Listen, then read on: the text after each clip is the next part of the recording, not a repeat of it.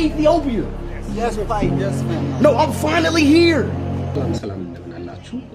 ከአይሾ ስፒድ ያሳያል። አይሾ ስፒድ እንግዲህ በአጠቃላይ በዓለም አቀፍ ደረጃ ከ150 ሚሊዮን በላይ ተከታይ ያሉት እጅግ ተጽዕኖ ፈጣሪ የዓለማችን ላይቭ ስትሪመር እና ዩቲዩበር ነው ማለት ነው።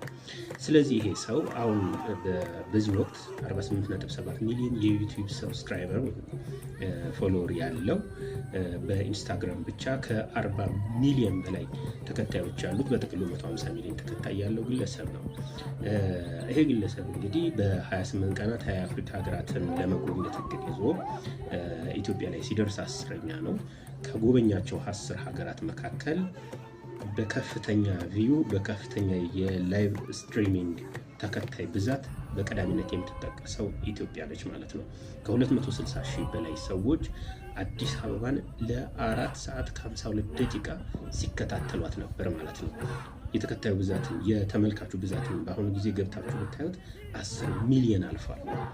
ይሄ አጠቃላይ በኢትዮጵያ ያሉ ሚዲያዎች እንኳን ተደምረው የሱን ግማሽ ያክል ተከታይ የላቸው ማህበራዊ ሚዲያ።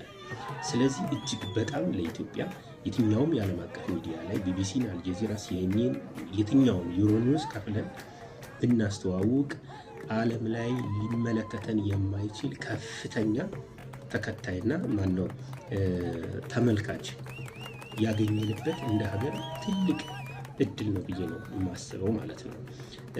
ስለዚህ በእነዚህ ከ4 ሰዓት በላይ ቆይታ ከ260 ሺህ በላይ የዓለም ህዝብ አብዛኛው ተከታዩ ደግሞ አውሮፓና አሜሪካ ነው የአይሾ ስፒድ ማለት ነው።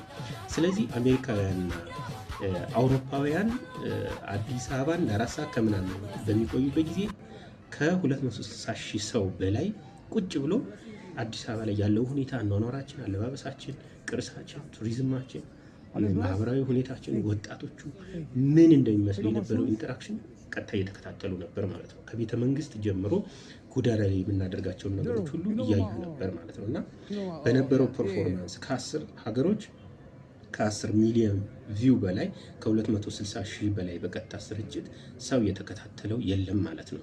ምናልባት እንግዲህ ከ10 በላይ ሀገራት ይቀራሉ። እነሱ ሊቀድሙ ካልቻሉ በስተቀር እስካሁን ከፍተኛ ተከታይ ያለው ነው።